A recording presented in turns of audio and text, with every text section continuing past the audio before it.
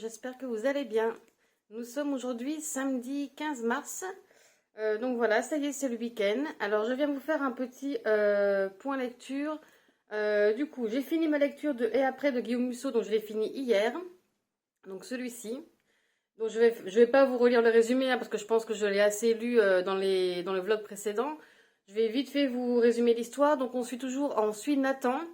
Nathan qui, à l'âge de 8 ans, a sauvé une petite fille de la noyade et il a failli en mourir en fait et il en est revenu, il est revenu à la vie miraculeusement. Voilà. 20 ans plus tard, il est devenu avocat. Il a une petite fille. Il est divorcé de sa femme. Et dans cette histoire, en fait, Nathan va,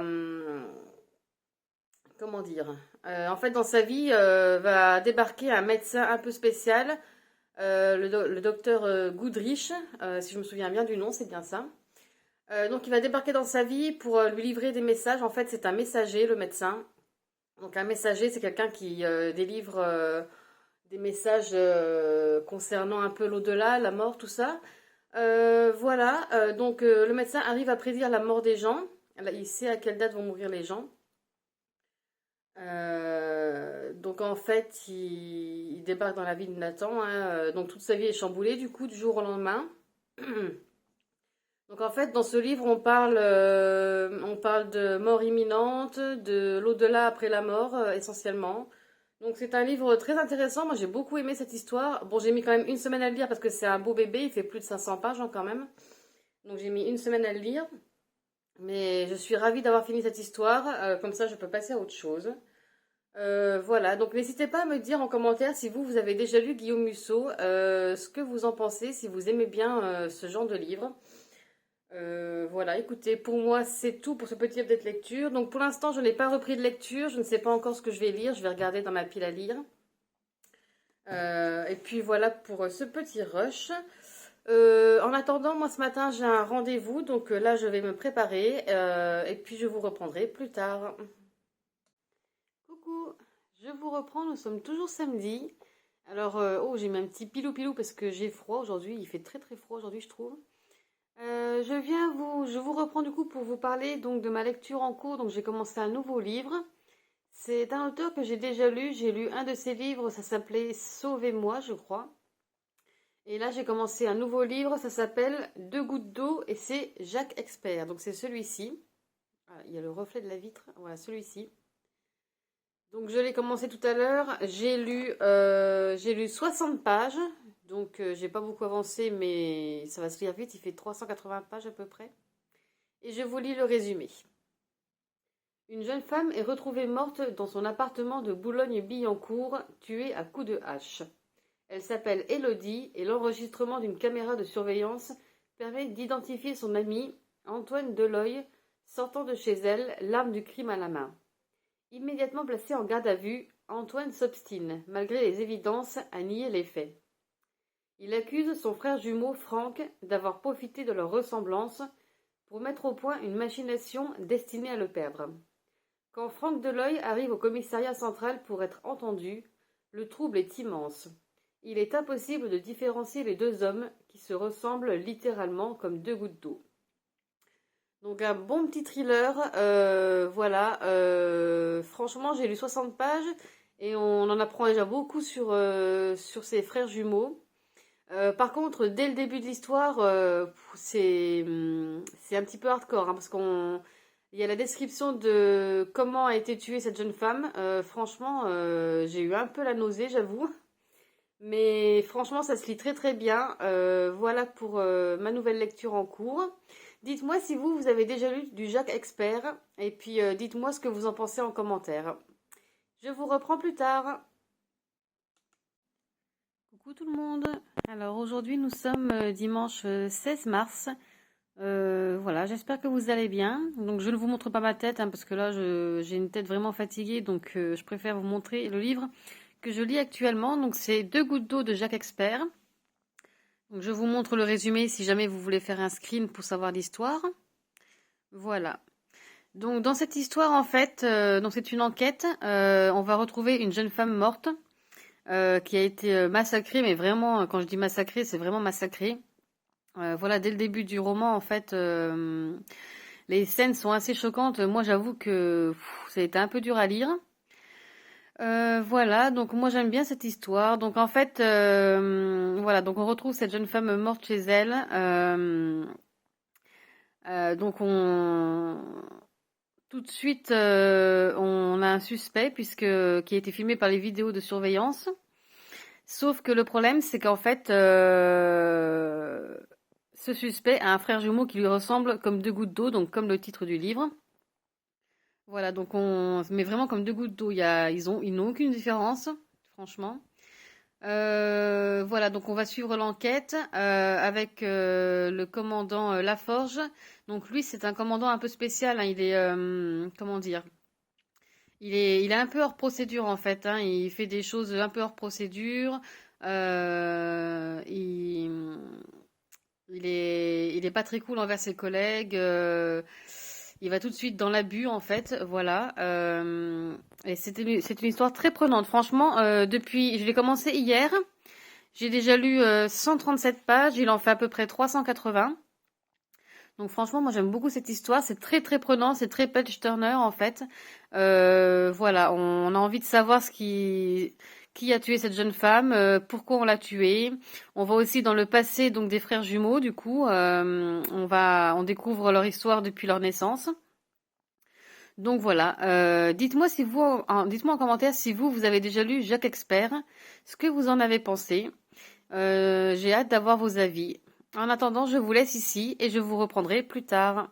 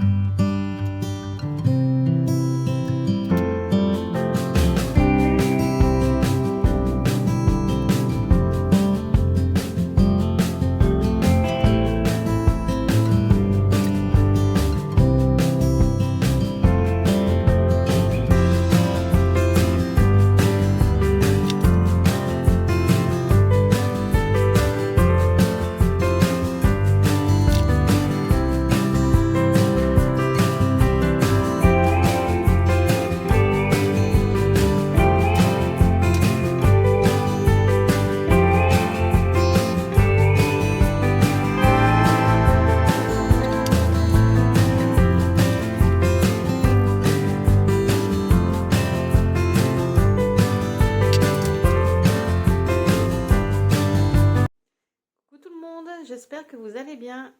Nous sommes aujourd'hui lundi 17 mars. Je viens vous faire un petit point lecture sur ma lecture en cours, donc qui est Deux gouttes d'eau de Jacques Expert, donc celui-ci. Donc j'ai bien avancé, hein, il me reste une centaine de pages.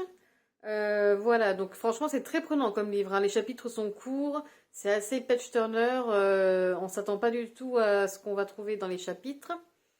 Donc dans ce livre, c'est une histoire d'enquête. En fait, on retrouve une jeune femme morte tuée à coups de hache chez elle dans son appartement.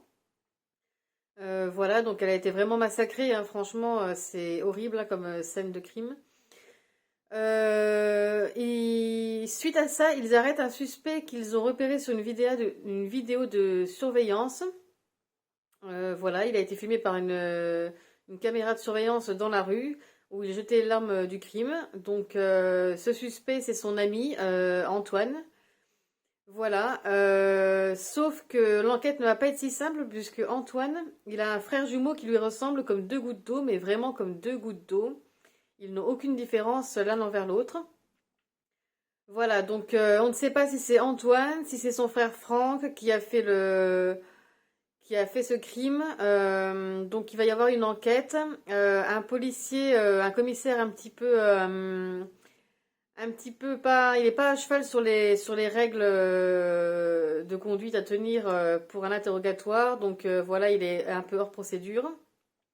Et il va à tout prix coincer le suspect qu'on a vu sur la vidéosurveillance sans tenir compte en fait d'autres éléments. Voilà, ou de chercher d'autres suspects. Donc voilà pour ce petit résumé. Moi j'aime beaucoup. Il me reste une centaine de pages. Donc je l'ai commencé, on est lundi, je l'ai commencé samedi. Donc je pense qu'il sera fini ce soir ou demain grand maximum. Voilà. Écoutez, c'est tout pour moi pour ce petit rush. Dites-moi si vous avez déjà lu Jacques Expert. Surtout ce livre-là, moi j'ai hâte d'avoir vos avis en commentaire pour voir ce que vous en avez pensé. Parce que franchement, c'est un livre très très prenant, hein. Voilà pour moi. Écoutez, je vous laisse là pour le moment. Je vous reprendrai plus tard.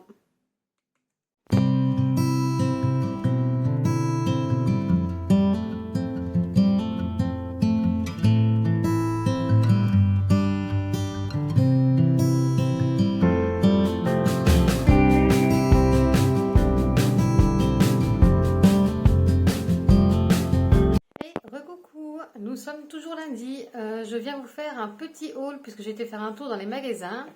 Donc j'ai été chez Action, chez Chaussea et chez Kiabi et je vous montre tout ça. Donc chez Action, en premier, j'ai pris alors des gâteaux comme ça à la noisette. Des gâteaux comme ça. Donc il y en a, il doit y avoir une dizaine de paquets je pense. J'aime beaucoup ces gâteaux-là. Ensuite, j'ai pris une petite bougie comme ceci, toute petite, toute mignonne. Donc, je ne sais pas c'est quoi la senteur par contre. Écoutez. Ça sent un peu comme le muguet en fait. Ça sent, oui, comme le muguet. Ça doit être ça, je pense. Elle sent super bon. J'ai pris, oh là, j'arrive pas à la fermer. J'ai pris ensuite une autre bougie, senteur hibiscus. Donc, celle-ci. Et franchement, le pot, il est magnifique. Attendez, je vais la déballer comme ça. Je vous montre tout de suite. Le pot, regardez comme il est magnifique. Franchement, je vais le garder le pot après. Il est vraiment trop trop beau. Donc, senteur hibiscus. Elles sont très très bonnes aussi, celles-là. La dernière bougie que j'ai pris. Alors là, c'est ma préférée chez Action, celle-là. Franchement. C'est Crumble aux pommes. Donc, celle-ci, les Airwick. Et celle-là, franchement, oh, elle sent... trop trop bon. Mais franchement, j'adore. Oh, elles sont trop beaux. Et franchement, pareil, le verre, il est magnifique aussi, hein. Et pour finir, chez Action, du coup, j'ai pris un petit bac comme ça pour la salle de bain. Donc tout petit, qui se ferme, donc ça prend pas la poussière. Voilà, voilà. Ensuite, j'ai été chez Chaussea. Alors, Chaussea et Kiabi, en fait, j'y ai été parce que j'avais besoin de vêtements spéciaux pour le boulot et de chaussures spéciales pour le boulot parce que je suis employée de maison. Donc il me faut des vêtements un peu qui craignent pas, des chaussures voilà, spéciales aussi pour l'intérieur. Donc, au niveau des chaussures, j'ai pris celle-ci. Voilà, des chaussures toutes simples comme ça. Mais vraiment, je trouve qu'elles sont belles. Elles pourraient même aller pour, pas forcément pour le boulot, mais pour traîner dehors à l'extérieur. Franchement, elles sont vraiment magnifiques, hein. Donc, celles-ci, je les ai payées 15 €. Donc, vraiment pas cher. Et on est vraiment très confortable dedans. Voilà. Et pour les vêtements, alors, j'ai repris du coup. Oups. J'ai pris 3 t-shirts basiques. Donc, non, ça c'est les leggings. Alors j'ai pris 2 leggings. Des leggings tout simples, hein, tout noirs comme ça, tout, voilà, assez fin. Les leggings étaient à 7 €. Donc j'en ai pris 2. Donc 2 leggings. Et j'ai pris 3 t-shirts basiques. Donc tout simple, pareil pour aller au boulot. Donc un bleu marine comme ça. Voilà, un tout bleu comme ça. Donc, et les t-shirts, ils étaient à 4 €. 4 € là. J'ai pris un noir, pareil, le même, mais en noir. Voilà. Et j'ai pris un blanc. Voilà, voilà. Donc voilà pour mes petits achats chez Kiabi, chez Chaussea et chez Action. Donc ça m'a fait du bien de faire un petit tour en magasin. Voilà, écoutez, moi je vous laisse ici pour le moment. Je vous reprends soit ce soir ou soit demain. Je vous dis à plus tard. Coucou tout le monde. Alors aujourd'hui nous sommes mardi, il doit être à peu près 11h30 je crois. Je viens vous faire un petit update lecture puisque j'ai fini mon livre hier soir, dont c'était 2 gouttes d'eau de Jacques Expert, donc celui-ci. Et je vais vous relire du coup le résumé. Une jeune femme est retrouvée morte dans son appartement de Boulogne-Billancourt, tuée à coups de hache. Elle s'appelle Élodie et l'enregistrement d'une caméra de surveillance permet d'identifier son amie, Antoine Deleuil, sortant de chez elle, l'arme du crime à la main. Immédiatement placé en garde à vue, Antoine s'obstine, malgré les évidences, à nier les faits.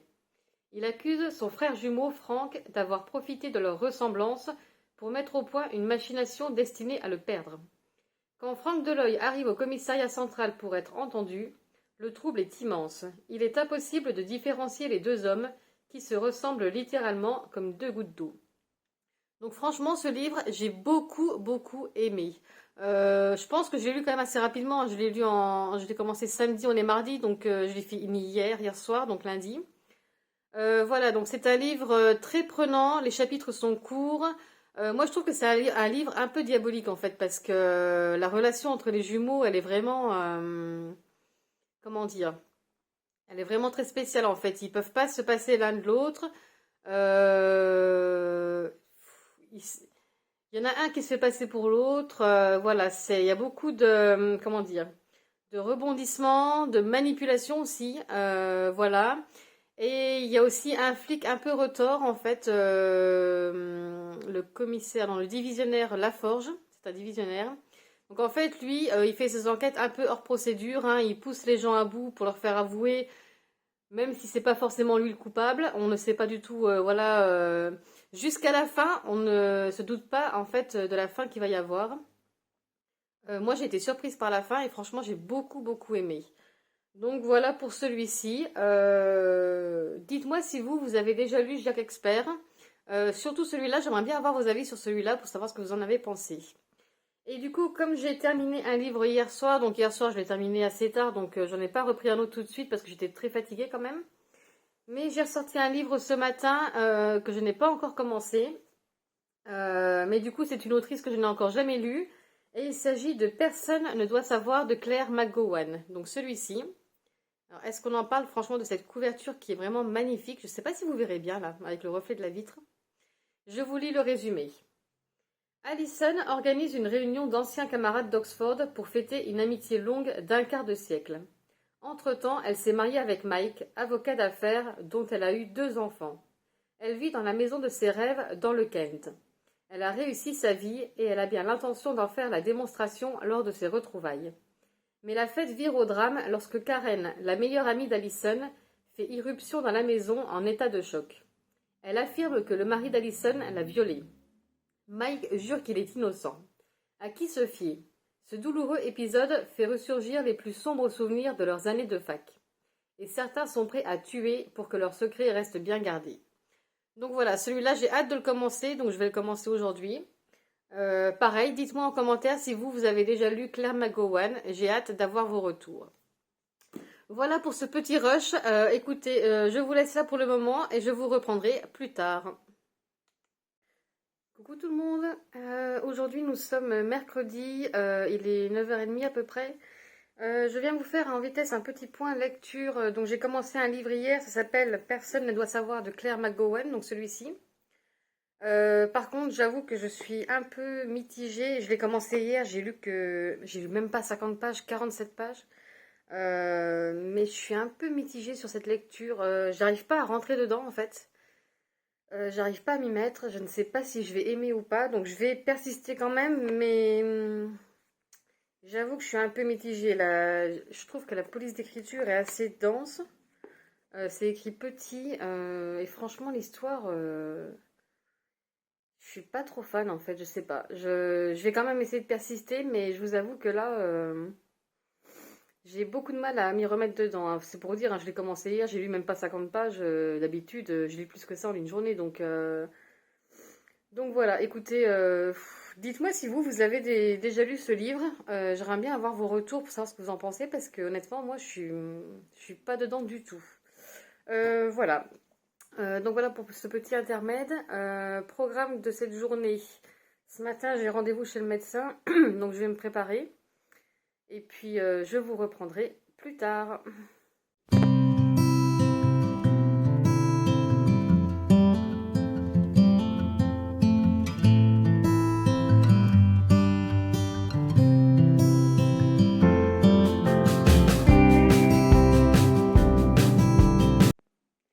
Et coucou, nous sommes toujours mercredi. Je viens vous faire un petit point lecture de ma lecture en cours Qui est Personne ne doit savoir de Claire McGowan, donc celui-ci.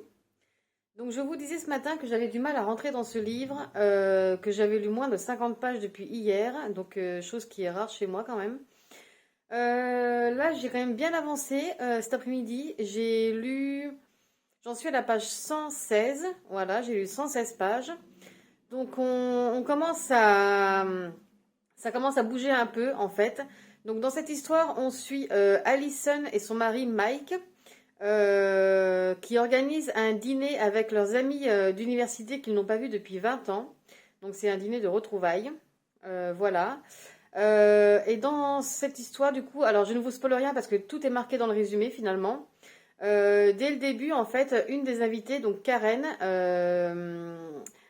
va débarquer dans la maison en pleurs et couverte de sang et elle dit qu'elle s'est fait violer et du coup elle accuse le mari d'Allison, Mike. Donc là je ne vous spoil rien, c'est marqué dans le résumé. Donc là on commence à avancer un peu quand même, ça commence à se déboucher un petit peu. J'apprécie un peu mieux ma lecture, mais c'est pas encore ça, c'est pas encore top top. Je trouve qu'il y a quand même beaucoup de longueur. Ouais, il y a beaucoup de longueur. Alors après, là où j'en suis, on a déjà aussi appris que Mike a fauté, mais je ne voudrais pas, parce que sinon ça va vous spoiler, il a fauté, en fait, à un moment donné. Voilà, on revient aussi dans leur passé à tout... Il y a Allison, Mike et leurs 4 amis, donc ils sont 6. On revient dans leur passé à tous les 6 et c'est pareil, il s'est passé quelque chose dans leur passé aussi, mais pour l'instant je n'en sais pas plus. Voilà, écoutez, on va voir, je vais le continuer un peu ce soir, demain, puis on verra quand est-ce que je le finis. En tout cas, je ne l'aurai pas fini pour ce vlog-ci, ça c'est sûr. Donc du coup, je vous en parlerai dans le vlog prochain. Voilà, n'hésitez pas à me dire, vous, ce que vous pensez de ce livre, si vous l'avez lu. J'aimerais bien avoir vos retours pour savoir ce que vous en pensez, parce que moi, je trouve que, bon, c'est pas mal, mais j'ai lu mieux. Honnêtement, j'ai lu mieux. Donc on va voir. De toute façon, je vais le terminer, hein, mais je veux dire, ça sera... Voilà, on verra bien à la fin, à mon avis final, mais je ne sais pas si ça changera en tout cas. Donc voilà pour cette lecture. Écoutez, moi je vous laisse là pour le moment. Je vous reprends plus tard et je vous dis à plus.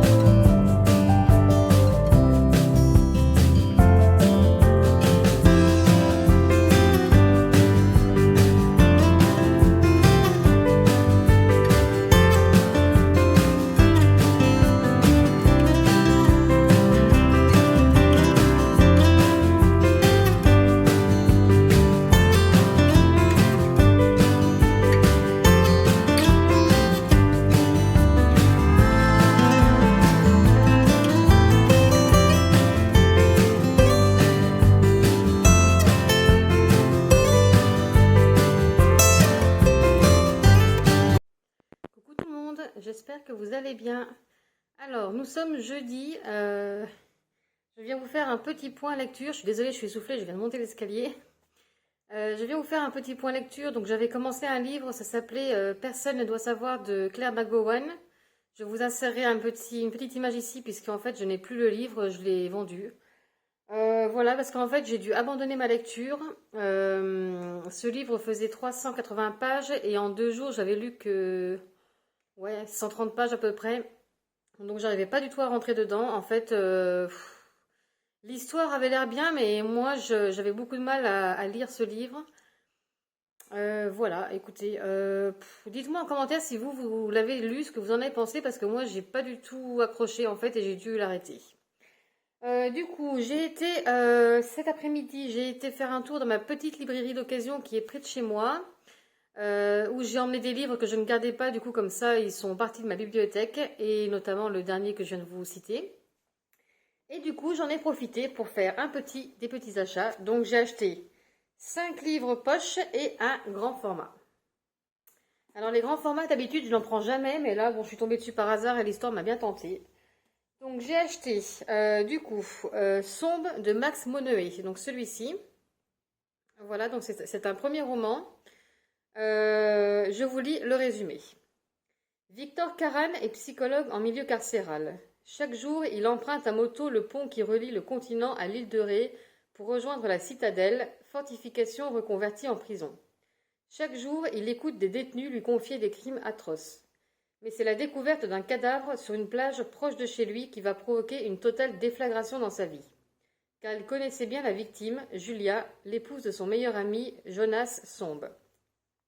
Donc voilà, je crois que c'est un premier tome d'une série, il me semble. Donc voilà, donc celui-là. Donc dites-moi si vous l'avez déjà lu. Et par le même temps, du coup, j'ai acheté la suite. Donc Je suis le feu, toujours de Max Moneuil. Bon là, du coup, je ne vais pas vous lire le résumé parce que je crois que c'est un tome 2. C'est la suite de Sombre, il me semble. Donc je ne vais pas vous lire le résumé. Mais voilà. Ensuite, j'ai pris. Alors celui-là, j'en ai beaucoup entendu parler. Apparemment, il a fait très grand bruit. Donc je vais voir si si ça me plaît ou pas. C'est La petite fille sous la neige de Javier Castillo. Donc celui-ci. La couverture est assez énigmatique, hein, je trouve. Hein. Voilà, donc c'est un livre qui a été adapté en série Netflix ou c'est la série qui a été adaptée en livre, je ne sais pas. Je vous lis le résumé. New York, 1998. Kiera Templeton, 3 ans, disparaît au beau milieu de la parade de Thanksgiving. Après avoir fouillé la ville entière, la police ne retrouve que quelques mèches de cheveux à côté des vêtements que portait la fillette. 5 ans plus tard, le jour où Kira aurait fêté ses 8 ans, ses parents reçoivent un enregistrement d'1 minute où on la voit jouer dans une pièce inconnue. Intriguée par l'affaire, Myrène, jeune étudiante en journalisme, entreprend des recherches et découvre bientôt de nouveaux indices. Sa détermination à retrouver l'enfant coûte que coûte n'est pas un hasard. Elle aussi porte de lourds secrets. Une bouleversante descente vers les replis les plus obscurs de la nature humaine et une série événements sur Netflix. Donc voilà, donc moi je vais déjà lire le livre et peut-être que si ça me plaît, je regarderai la série sur Netflix. Donc dites-moi si vous l'avez lu et ce que vous en avez pensé. Ensuite, j'ai pris un livre d'une autrice. Alors, je crois, en cherchant sur Internet, je crois que c'est un 3e tome, mais j'ai pas les 2 premiers, donc je me l'ai procuré avant de lire celui-ci. C'est Béatrice de Lina Bengsdotter. Donc, désolée si je prononce mal le nom de famille. Donc, celui-ci. Alors, il me semble que c'est un 3e tome. Le premier, je crois que c'est... Alors, il y a Annabelle et Francesca, mais je ne sais pas dans quel ordre sont les tomes, donc je vais me renseigner un peu plus. Du coup, comme je ne sais pas si c'est un premier, un deuxième ou un 3e, je ne vous lis pas le résumé, je vous laisserai regarder par vous-même sur Internet. Le dernier livre de poche que j'ai pris, c'est une autrice que je n'ai jamais lue, mais j'ai un de ses livres dans ma palle, ça s'appelle Dans son silence, il me semble. Et celui-ci, c'est Les Muses de Alex Michaelides. Donc celui-ci, la couverture, franchement, elle fait assez, je trouve... automnale. Je vous lis le résumé. Mariana, londonienne d'origine grecque, est psychothérapeute. Alors qu'elle se remet à peine de la noyade de son mari, sa fragile nièce Zoé, étudiante à Cambridge, l'appelle au secours. Une jeune femme de sa promotion a été sauvagement assassinée sur leur campus. Mariana débarque aussitôt pour soutenir Zoé et ne peut s'empêcher de mener sa propre enquête, Surtout quand Zoé accuse son professeur de grec ancien, le séduisant Édouard Fosca, d'être le meurtrier. Mariana découvre alors que Fosca entretient de mystérieuses relations avec un groupe d'étudiantes qui se surnomment les Muses. Bientôt, une autre d'entre elles est retrouvée morte. Donc voilà pour celui-ci. Celui-ci, il me tente beaucoup par contre, mais je vais d'abord lire Dans son silence pour voir si c'est bien ou pas. Donc dites-moi, vous, si vous l'avez déjà lu, ce que vous en avez pensé. J'ai hâte d'avoir vos retours.